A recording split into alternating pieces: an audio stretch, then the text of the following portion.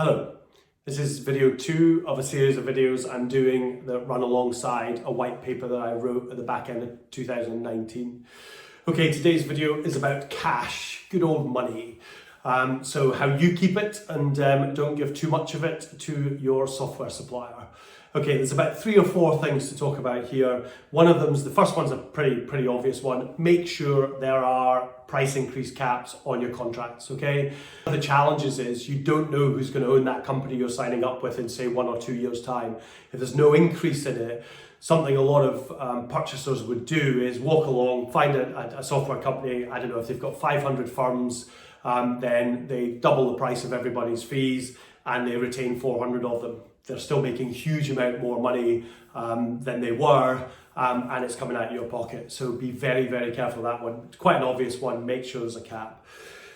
Okay, next one is you can get your money back if you don't like the software. Okay, so you might go to maybe a bit more of an expensive supplier, and you think you're going to get your money back. Well, once you've migrated your data into their product, and then you've used it for 4 months, then you've got to get it out to go to your next supplier if you don't like it. So the money back guarantee is probably not worth a huge amount because you're probably not going to be able to get your data out of that product, or you're going to have to pay to get it out anyway, so you're probably going to stay. So be very wary of that one. Next one, when do you start paying for software? So if I buy, in the good old days, and I walk in and I buy an off-the-shelf product, I pay for it when I walk in. But if you're buying a SaaS-based product where it's software as a service and it's a subscription based, you would expect to start paying for it when you either install it or when you go live. I think they're both acceptable. But to be paying for it when you sign or a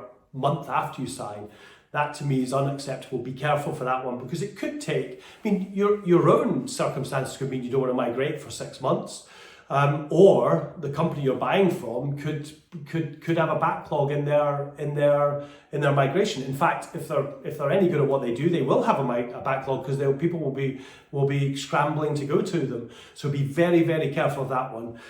An analogy for you: if you order your new BMW 3 Series today and it's getting delivered in 6 months' time, would you expect to start paying for it? No, absolutely not. You pay for it in 6 months' time when you get it. Okay, you probably pay 3 plus 35, but you still don't pay for it right now. So the final one is it costs £130 per user per month, but I'll give you it for 70.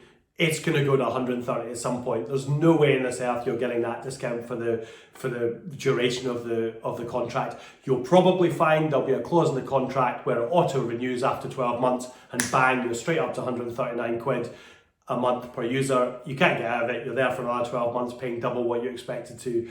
And £139 a month per user is very high for a decent bit of kit in the legal software industry. So watch out for all of those. As always, I get that I work for companies in legal and property software, and I would hope you would be a customer of ours, but if you do have any issues and you want to ask any questions, the link to the white paper's up there. My contact details are on LinkedIn. Drop me an email, drop me a direct message, no problem at all. I'll answer any question you may have on the subject.